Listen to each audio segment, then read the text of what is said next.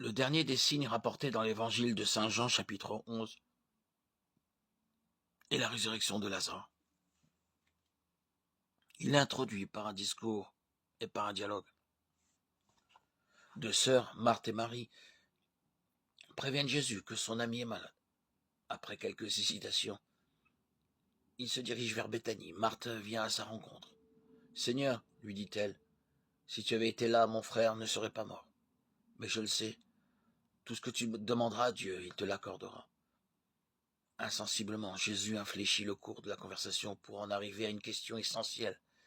Avec précaution, il amène Marthe à croire qu'il est la résurrection et la vie. Alors qu'elle parle de la mort, il répond « Moi je suis la vie ». La suite de l'entretien précise le sens de cette affirmation. À Marthe, qui lui dit « Oui, je sais que mon frère ressuscitera lors de la résurrection au dernier jour », Jésus réplique « Je suis, moi, la résurrection et la vie ». Le mot de résurrection évoque pour Marthe un avenir lointain. Jésus, au contraire, a en vue une réalité actuelle. Du seul fait qu'elle est en sa présence de Jésus, Marthe peut conclure que la résurrection est une réalité présente, car Jésus est la vie. Celui qui croit en Jésus a trouvé dans sa personne la résurrection et la vie éternelle. Cette vie contre laquelle la mort corporelle ne peut rien. Celui qui croit en moi ne mourra jamais.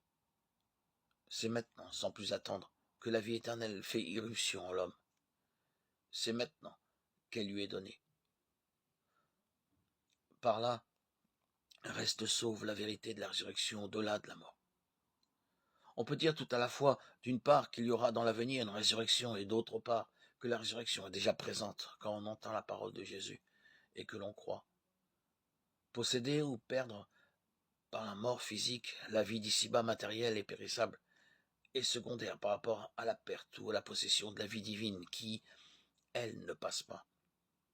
C'est ce que l'évangéliste veut faire comprendre à travers le signe de la résurrection de Lazare.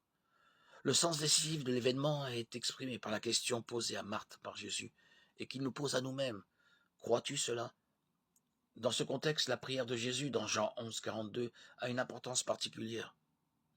Il montre une fois de plus pourquoi il peut donner aux hommes la vie éternelle. Cette prière fait comprendre aux foules qui l'entourent que la source de sa force, de sa puissance et de sa vie se trouve dans le Père. Jésus n'est pas lui-même la source, il fait ce que le Père lui commande. Entre lui et le Père, les rapports ne sont ni figés ni statiques. Ils ne relèvent pas de l'ordre biologique, comme si le Christ recevait seulement du Père sa vie corporelle. Il s'agit ici d'une relation personnelle, d'une communion de vie qui se réalise dans des échanges continuels. Cette relation est comparable à la communion intime qui peut exister entre deux êtres humains. Répétons-le, dans notre vie ici-bas, c'est la vie éternelle, la vie divine qui est à l'œuvre, comme une source jaillissante pour la vie éternelle. Jean 4, 14. C'est pourquoi le croyant peut dire « Pour moi, vivre, c'est le Christ, et mourir m'est un gain ». Philippiens 1, 21.